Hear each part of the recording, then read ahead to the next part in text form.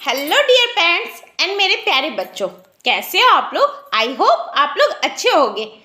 Parents, क्या आपके बच्चों को भी कहानियाँ सुनना पसंद है, लेकिन आपके पास स्टॉक ही नहीं होता कहानियों का कि क्या सुनाए अपने बच्चों को।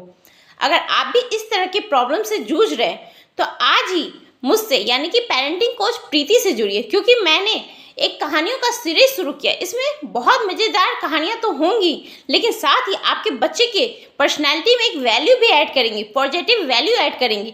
तो आज ही मुझसे जुड़िए और मेरे चैनल को सब्सक्राइब कर नीचे जो बेल आइकन दिख रहा है घंटी जैसा, उसे दबा दें ताकि मेरे आने वाली वीडियो की नोटिफिकेशन आपको टाइम पे मिल जाए। बिना टाइम वेस्ट किए चलते आज की मज़ेदार कहानी की तरफ। कहानी का शीर्षक है सारस की शिक्षा।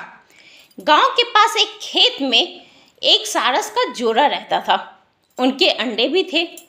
समय बीता, जब अंडा मैच्योर हुआ, पक गया, तो उनमें से प्यारे प्यारे सारस के बच्चे निकले।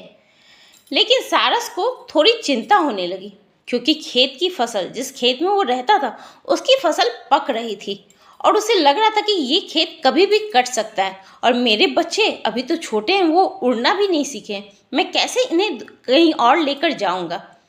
लेकिन उन्होंने कहा अपने बच्चों से, बच्चा, अगर खेत में कोई भी आदमी आए, जो वो कह रहे हैं उसे गौर से सुनना और याद रखना। और सारस अपना चारा लेने चला गया। जब शाम को वो लौटा तो उनके बच्चों ने कहा, बहुत घबराते हुए कहा, आज शाम किसान आया था, आज खेत में चारों तरफ चक्कर लगा रहा था खेत के, और बीच बीच में खड़े होकर घूर भी रहा था अपने खेतों को, और कह रहा था फसल तैयार हो गई है, कल ही जाऊंगा गांव में और गांव वालों को कहूंगा कि मेरी फसल काटने में मदद करे और मेरी फसल काटे वो। तो सारस ने कहा, बच्चों, डरने की कोई बात नहीं है, अभी हमारे पास टाइम है, ये खेत अभी नहीं कटेगा।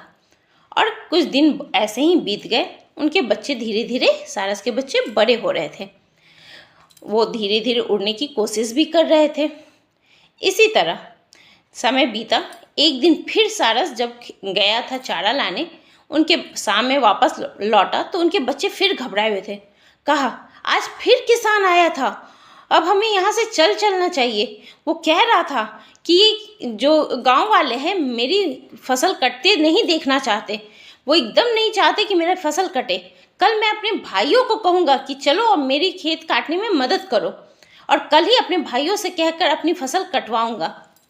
ऐसा कहा। जब सारस ने ऐसा सुना तो वो निश्चिंत होकर अपने बच्चों के पास बैठ गया। मतलब, बच्चों, घबराने की कोई बात नहीं है, अभी ये खेत नहीं कटेगा।